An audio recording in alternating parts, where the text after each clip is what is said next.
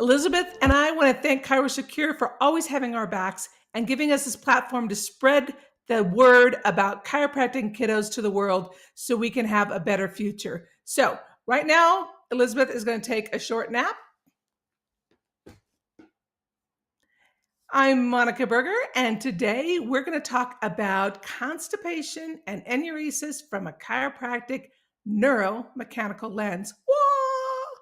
How exciting is that? So, first of all, pop quiz. What is the definition of a functional bowel disorder?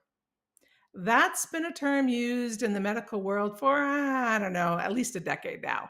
So when you see that, read that, hear that, what does it mean? To me, it means chiropractic because functional bowel disorders are really defined as dysregulation of the autonomic nervous system. Whoa. It is imbalance between sympathetic and parasympathetic tone. That's what functional bowel disorders are basically mean. So when I see that, I'm like all over the chiropractic world with regards to individuals from kiddos on up that are struggling with constipation, diarrhea, enuresis, any bowel disorder. So let's dive in and dig in and look at this from a chiropractic lens. First of all, obviously, the autonomic nervous system is going to regulate peristalsis. You know, are we hungry? Are we not hungry? Do we have to urinate? Do we not? The information, the visceral information from the body into the brain gets processed as sensory information. So here's the fun scoop. How does this tie into chiropractic?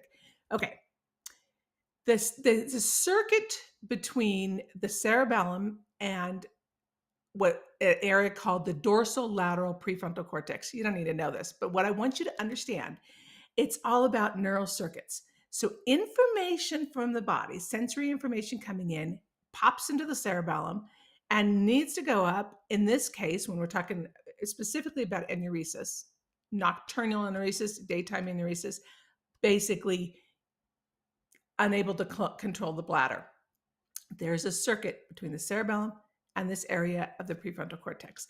And both of the cerebellum and that prefrontal cortex are said to have executive functioning regulation, higher order functioning, cognition. Okay, so we got that defined. So that's a big circuit, especially with enuresis. If there is a disconnect between information coming into the cerebellum, hitting that dorsolateral prefrontal cortex, there can be dysregulation and autonomic regulation with regards to enuresis. Okay. So, as far as constipation goes, they don't see that circuit as directly being involved with constipation, but the cerebellum has control over somato visceral responses. Okay. Well, here's the exciting part. Dr. Heidi Hovick out of New Zealand has shown, now this is with the adult population, that when we do a chiropractic adjustment, that somatosensory processing in both those areas of the brain can be engaged, can be enhanced. Whoa.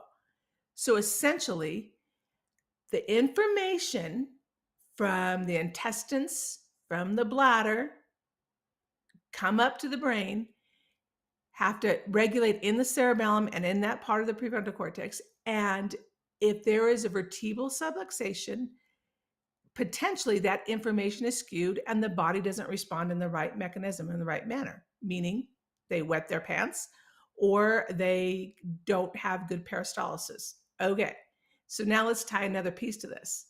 What does posture and proper milestones, especially in the first year of life, have to do with any of this? Because they're showing now there's a direct connection between kiddos, even older kids, even teenagers that have nocturnal enuresis, also have poor postural control, poor balance, and poor posture. And basically, in our terms, pelvic misalignments or pelvic distortion. Okay, so let's break that down further. So there was a study they did that took 111 kiddos with nocturnal enuresis compared to 60 uh, typical healthy teenagers. All right. So the age groups were 7 to 11 and 12 to 16, I believe. And what they looked at, they looked at balance and posture in both groups. And what they saw was those that have nocturnal enuresis had poor balance control, both with eyes open and eyes closed. So they tested on a solid surface and then on a unstable surface, eyes open and eyes closed. So let's break that down for a minute. Eyes open generally will have more of a target on the vestibular system, testing the integrity of the vestibular system, which is greatly housed in that upper cervical spine. The information from there into the cerebellum, the vestibular information is huge. Okay. Then they test them with their eyes closed. Proprioception is knowing how to move and our body and our joints in space. It's knowing where they are in space and how to move them in space. When we take the vision away, it's harder. Proprioception has to work harder. So in this particular case, when they closed the eyes, they showed a harder time with balance and posture control. So we've established vestibular and proprioceptive information were distorted in those with nocturnal enuresis. They also looked at posture, and they did a plumb line basically down, ears over shoulders, over hips, etc. And what they found was a pattern of basically anterior rotation of the pelvis, which led to a hyperlordosis. All of this speaks volumes and should blare out at you as chiropractic cases, because if the body, if there have vertebral subluxations and there's lack of proper vestibular and proprioceptive input into the brain, that's going to distort and balance our balance control. If we have anterior rotation in our world, vertebral subluxations of the pelvis, it can distort information from the spine, from the pelvis all the way up.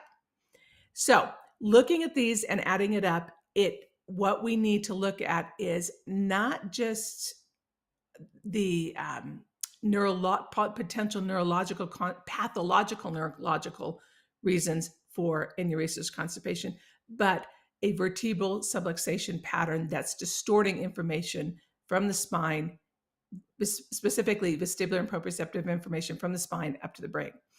Distorting the patterns, the information of the circuit from the cerebellum to that prefrontal cortex.